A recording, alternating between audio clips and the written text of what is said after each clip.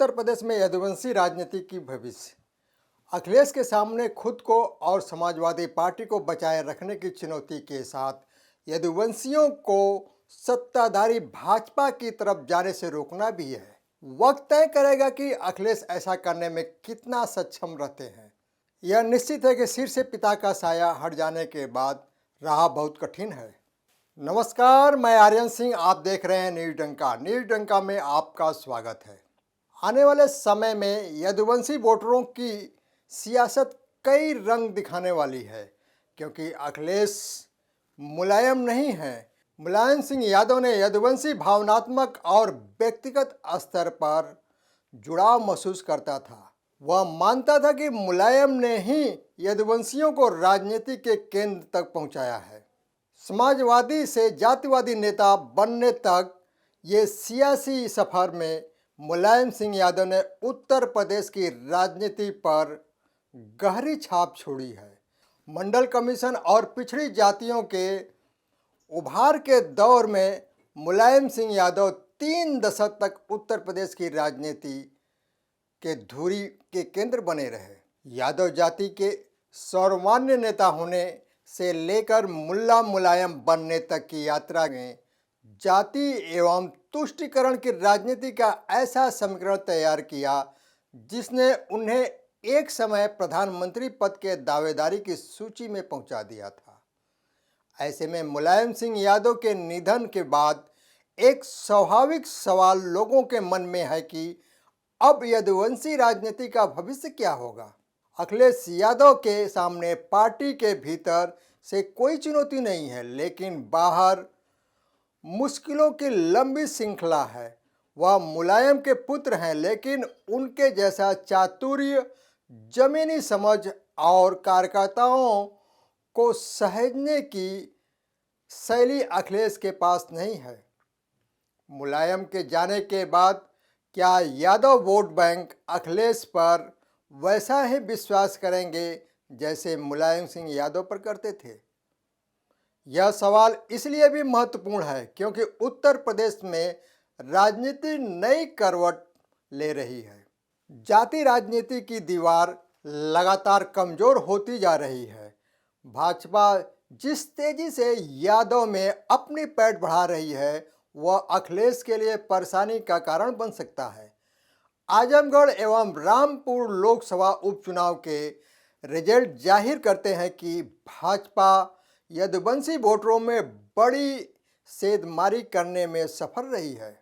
अखिलेश के नेतृत्व में समाजवादी पार्टी एक के बाद एक अपने मजबूत किले हारती जा रही है। राजनीतिक चुनौतियों के बीच अखिलेश को एक बड़ा झटका अखिल भारतीय यादव महासंघ से लगा है। 90 दशक के बाद पहली बार इस महासभा में समाजवादी पार्टी का वर्चस्व टूटा है।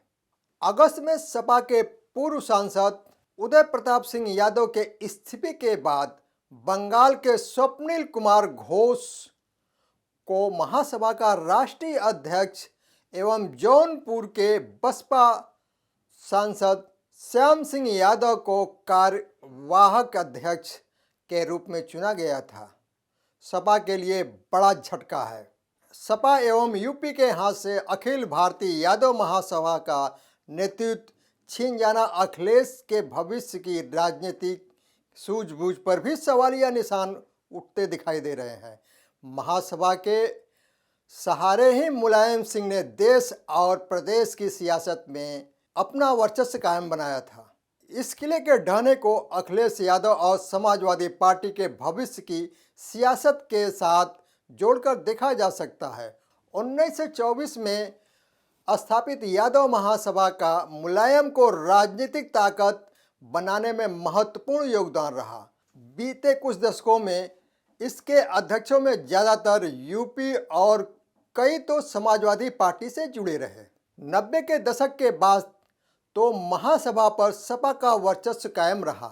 चौधरी राम गोपाल, हरमोहन सिंह एवं उदय प्रताप सिंह तीनों सपा से जुड़े रहे और महासभा से लंबे समय तक अध्यक्ष रहे। अखिलेश की यादव महासभा की राजनीति में दिलचस्पी नहीं दिखती है। जबकि इसके उलट भाजपा यादव महासभा के अध्यक्ष रहे हरमोहन सिंह के बहाने एक बड़े वोट बैंक को साधने की कोशिश में जुटी हुई है। मुलायम के सक्रिय राजनीति से अलग होने के बाद से ही भाजपा की नज़र यदुवंशी वोटरों पर है। वह अपने यदुवंशी नेताओं को तेजी से आगे बढ़ा रही है।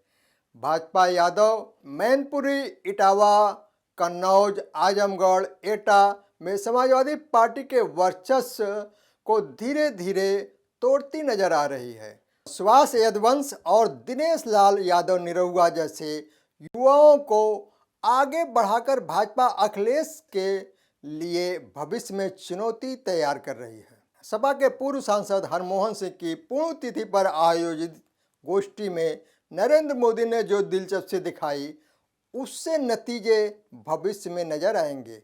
हरमोहन सिंह यादव अखिल भारतीय यादव महासभा के अध्यक्ष रहने के साथ साथ समाजवादी पार्टी से भी जुड़े रहे। उनके निधन के बाद अखिलेश यादव उनके परिवार को सहेज पाने में असफल रहे, जबकि मुलायम सिंह छोटे से छोटे कार्यकर्ताओं को अपने साथ जोड़े रखने के लिए भावनात्मक स्तर पर भी चले जाते थे। यादवों के लिए नियम कानून ताक पर रखते हुए नेताजी मुलायम सिंह यादव ने प्रदेश में यदुवंशियों को न केवल सामाजिक तौर पर मजबूत बनाया, बल्कि उन्हें आर्थिक ताकत देकर सहेजा भी। मुलायम ने कई भर्तियों में सीमाओं से परे जाकर यदुवंशियों को वरीयता दी। बीते 3 दशक में उत्तर प्रदेश में खुले इंटर, डिग्री एवं व्यावसायिक कॉलेजों की सूची देखी जाए तो प्रबंधन में एक बड़ा हिस्सा यदुवंशियों का नजर आता है। मुलायम ने यदुवंशियों को नियमों को दरकिनार कर कॉलेज खोलने का प्रोत्साहन दिया, उन्हें जोड़े रखने के लिए आर्थिक लाभ दिया, परस्पर भरोसे का रिश्ता बनाया। आर्थिक और सामाजिक स्तर पर यदुवंशियों को अन्य पिछड़ी जातियों से आगे निकलने में मदद की। लेकिन अब अखिलेश के समक्ष बड़ी चुनौती है कि 3 दशक में यदुवंशियों का एक बड़ा वर्ग आर्थिक सामाजिक रूप में इतना मजबूत हो चुका है कि उसके अपने व्यक्तिगत हित जाति हित के ऊपर हो गए हैं। यह वर्ग अपना हित प्रभावित होने की कीमत पर समाजवादी पार्टी से जुड़ा रहेगा, इसको लेकर संशय है। यह वर्ग समाजवादी पार्टी की कीमत पर अपने हित को नुकसान पहुंचाएगा, ऐसा नहीं लगता। बिखरते यदुवंशी और भाजपा की सेंधमारी सीडीएस के एक सर्वे के अनुसार 2009 में 73% यदुवंशी समाजवादी पार्टी के साथ थे, जबकि 2014 में 53% रह गए। भाजपा ने 2014 में 27% के साथ यदुवंशी वोटरों में बड़ी सेंधमारी की। 2022 के विधानसभा चुनाव में समाजवादी पार्टी को सत्ता वापसी की कोशिश के साथ 74% यदुवंशियों के वोट मिले, तो भाजपा 19% के साथ दूसरे नंबर पर रही। नए चुनावों के साथ में आंकड़े बदलने वाले हैं। अब जब अखिलेश यादव सत्ता से बाहर हैं तो यदुवंशियों को सहेजे रखना उनके लिए आसान नहीं होने वाला है, वह भी तब जब ग्वाल और ढढोर के बीच अंदरूनी खींचतान लगातार बढ़ रही है। तो दोस्तों, यह वीडियो कैसा लगा? लाइक, शेयर, कमेंट और हमारे YouTube चैनल को सब्सक्राइब करें। धन्यवाद।